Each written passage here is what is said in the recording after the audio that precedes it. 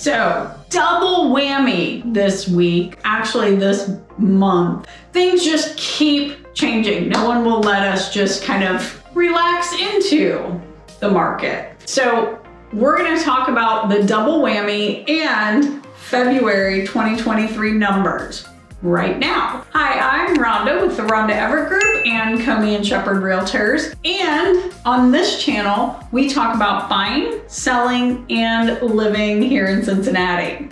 All right, so we sold 1,020 units in February. That was up 11% from January, which was abysmal. Like, there's no other way to say it. It was just absolutely horrible. Up 11%.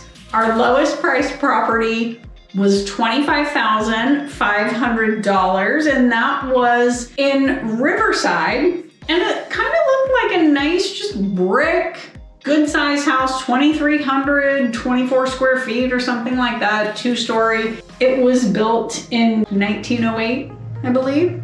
So not much unlike my house that I had in St. Bernard, except this one I think was really in rough shape. They made you sign a hold harmless agreement to even show the house or enter the house. But this house was listed for $24,500 and sold in 3 days for $25,500. All right, our highest priced property, a little bit different. This one was 5 bedrooms, 11 bathrooms, almost 12,000 square feet on 5 acres in Indian Hill. And I know you're like, whoa, what's different? It had an indoor pool and spa. I didn't see a ton of outdoor amenities, but everything that was in the house looked absolutely gorgeous, just very well done. It was listed for $4.9 million, was on the market for 35 days, and ultimately sold for $4.75. All right, our average sale. Big news this month. Our average sale was up 8%, up to almost 315,000. We haven't seen that since September of last year. So it's starting to come back.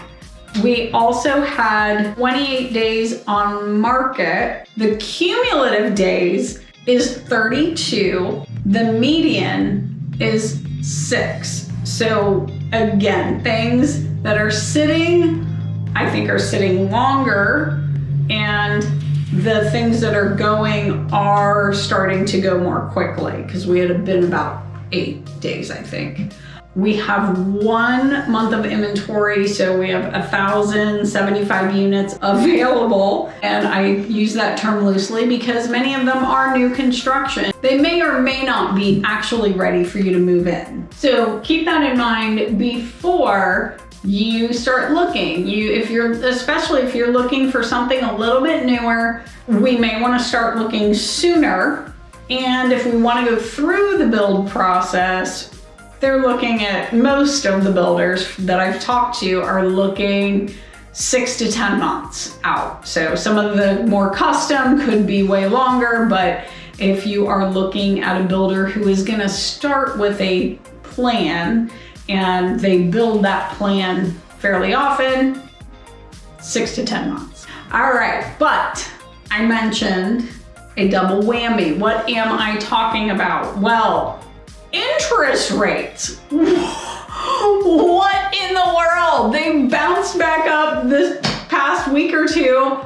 They're like 6.5 to 7, possibly 7+%. You have that coupled with more buyers. Our showings were up to 10,000 this last week. So they just keep going up and up. Remember when there were like 4,000 showings back around the holidays? Yeah, no, we're not there anymore. We're at 10,000. Prices, obviously, with that average sale, they are, not an all-time high, but they're heading up. And then you add in those interest rates. So we are seeing a lot of cash buyers, or mostly cash buyers out there right now. So if you are wanting to downsize and you're looking at maybe a condo or, some sort of like patio home or just a smaller ranch, know that you need to have your act together because there's a lot of other cash buyers out there or very well qualified buyers. But the other thing that I wanted to talk to you about today is something that we've been seeing on the internet a lot. Reinvest or reventures, I'll find him.